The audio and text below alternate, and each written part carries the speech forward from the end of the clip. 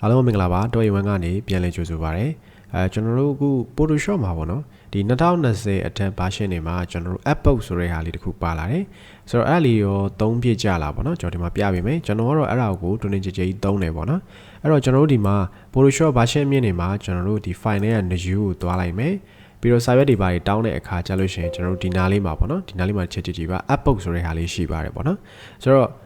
ကျွန်တော်တို့ပုံမှန်ဒီ Epoch ကိုအမှန်ကြီးဖြုတ်ထားရင်တော့ကျွန်တော်တို့ရဲ့လက်ရှိ file တစ်ခုထဲမှာစာရွက်တွေ့ရပဲကျွန်တော်တို့မြင်ရမယ်သုံးလို့ရမယ်ပေါ့နော်အဲ့တော့ကျွန်တော်တို့ဒီ Epoch ဆိုတဲ့ဟာလေးကိုအမှန်ကြီးတက်လိုက်ရင်ကျွန်တော်တို့က file တစ်ခုထဲမှာပဲစာမျက်နှာ4မျက်နှာဒါမှမဟုတ်9မျက်နှာ6မျက်နှာအများကြီးပဲကျွန်တော်တို့ယူလို့ရတယ်ပေါ့နော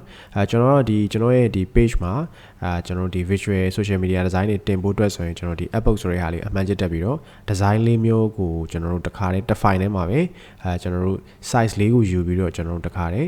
design ထိုင်နေပေါ့နော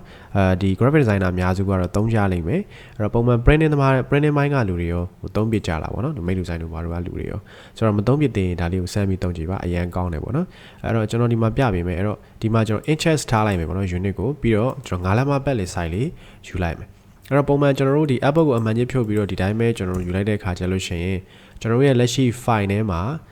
9လက်မပတ်လေ size ဒီမှာ size ရွက်တစ်ခုပဲရမယ်ပေါ့နော်အဲ့တော့ကျွန်တော်တို့ဒါဆိုရင် Sona Epoch လေးယူပြီးတော့ပြန်ပြီးတော့လုပ်ကြည့်ရအောင်ပေါ့နော်ကျွန်တော်ဒီမှာ control keyboard က control n နှိပ်လိုက်မယ်နှိပ်ပြီးသွားရင်ကျွန်တော်ဒီမှာတော့9လက်မပတ်လေ size ပဲ resolution 300ပဲပေါ့နော်ဒါပေမဲ့ကျွန်တော်ကဒီမှာ Epoch ကိုအမှန်ကြီးတက်လိုက်မယ်ဆိုပါစို့ပြီးတော့ create လုပ်လိုက်တယ်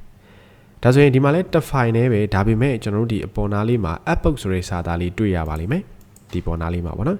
ဆိုတော့ဒီ Epoch ဆိုတဲ့စာသားလေးတွေ့မယ်ဆိုရင်ကျွန်တော်တို့ကဒီမှာ Epoch တွေအများကြီးပဲထပ်ယူလို့ရတယ်ကျွန်တော်ဒါလေးတွေခဏပိတ်လိုက်မယ်ဒီတစ် file ထဲမှာပဲကျွန်တော်တို့တနည်းအားဖြင့်ရှင်းအောင်ပြောမယ်ဆိုရင်တော့စာရွက်4ရွက်5ရွက်လောက်တစ်ခါလေးယူလို့ရတယ်ပေါ့နော် Okay ဆိုတော့အနေကိုကျွန်တော်ဒါလေးခဏပိတ်လိုက်မယ် Okay အဲ့တော့ကျွန်တော်တို့ဒီ layer panel တွေကိုလည်းတစ်ချက်ကြည့်ကြည့်ပါဒီမှာ Epoch 1ဆိုပြီးတော့ပြပါတယ်နော် Epoch 1ဆိုတာကျွန်တော်အလွယ်မှတ်ပြီးစာရွက်တွေပဲပေါ့နော်အဲ့တော့အဲ့မှာကျွန်တော်နောက်ထပ်စာရွက်တွေထပ်လို့ရတယ်ဆိုရင်ကျွန်တော်ဒီမှာ Epoch ဆိုတဲ့စာသားလေးကိုကျွန်တော်တစ်ချက်နှိပ်လိုက်ပေါ့နော်နှိပ်လိုက်လို့ရှိရင်တော့ဘေးဘက်လည်းမှာကျွန်တော် plus sign လေးပေါ်လာလိမ့်မယ်သဘောကတော့ဒီလက်ရှိ Epoch 1ရဲ့ညာဘက်ကိုကျွန်တော် Epoch နောက်ထပ်တစ်ခုထပ်လို့ရတယ်ဆိုရင်ဒီဘက်ကအပေါင်းလေးကိုနှိပ်လိုက်ပါဒါဆိုရင်ကျွန်တော်နောက်ထပ် Epoch တစ်ခုပေါ်လာတာတွေ့ရပါလိမ့်မယ်နော်ကျွန်တော်မြင်ကွင်းလေးခြုံပြမယ်Okay နော်အဲဆိုဒီမှာကြည့်ကြည့်ပါ Epoch နှစ်ခုရသွားပြီအဲ့ထပ်တိုးခြင်းတယ်ဆိုလည်းရတယ် Epoch ဆိုတာလေးကိုတစ်ချက်နှိပ်ပြီးသွားရင်နော်စာကြောင်းလေးကိုတစ်ချက်နှိပ်ပြီးသွားရင် plus sign လေးနဲ့ကျွန်တော်တို့ထပ်ပြီးတော့တိုးပေးရတယ်အဲ့တော့ဒီကောက်လည်းကျွန်တော်တို့ကရွှေ့လို့ရတယ်ဘယ်လိုရွှေ့လဲဆိုတော့ကျွန်တော်ရွှေ့တဲ့အခါကြာလို့ရှိရင်ကျွန်တော်တို့ဒီ Epoch ဆိုတဲ့စာသားလေးကနေတော့ကင်ပေးရတယ်ပေါ့နော်ဒီဘောကနေကျွန်တော်ကင်ပြီးတော့ရွှေ့လို့ရတယ်နော်ဒီလိုရွှေ့လို့ရတယ်အဲ့ဒါဆိုရင်ဒီမှာ Epoch ကျွန်တော်ကဒီအပေါ်က1ဒါ2ဒါ3ထပ်ပြီးတိုးမယ်4လေးဒါဆိုရမယ်နော်အဲ့တော့ကျွန်တော်ဆိုလို့ရှိရင် social media design ပုံ၄ပုံတစ်ခါတည်းဒီ page မှာတင်မယ်ဆိုရင်ကျွန်တော်ဒီဘက်မှာ design တွေမျိုးဒီမှာ design တွေမျိုးဒီမှာ design တွေမျိုးဒီမှာ design တွေမျိုးအဲ့လိုမျိုး၄ပုံတွဲ design တွေကိုဖန်တီးဖို့ဆိုရင်အခု Epoch အမှန်ချက်တက်ပြီးတော့ကျွန်တော် design ယူမယ် file ယူမယ်ဆိုလို့ရှိရင်ပို့ပြီးတော့အဆင်ပြေတယ်ပေါ့နော်ဆိုတော့ဒါလေးကတော့ Epoch ရဲ့အသုံးပြုပုံလေးပါအဲ့တော့ကိုကဒီထဲမှာတခု Epoch 2ထဲမှာထည့်မယ်ဆိုရင် Epoch 2ရဲ့ဒီအောက်ဘက်မှာကျွန်တော်တို့ဒီ layer တွေပေါ်နေမှာဖြစ်တယ်ပေါ့နော်တကယ်လို့ဖြတ်ချင်တယ်ဆိုလဲဒီ Epoch ဒီ 4 ကိုဖြတ်ချင်တယ်ဆိုရင် Epoch 4ဆိုတဲ့စာသားလေးကိုကျွန်တော်တစ်ချက်နှိပ်လိုက်ပြီးတော့ keyboard က delete နဲ့ဖြတ်လို့ရတယ်နော်အဲ့တော့အခုဒီကောင်ဒီကျွန်တော်9လက်မပတ်လိုက်စာယူထားနော်ဒါပေမဲ့ဒီကောင်ကိုဆွဲချဲ့လို့ရတယ်ဒီဘက်မှာနော်ဒီကောင်ဆွဲချဲ့မလားချဲ့လို့ရတယ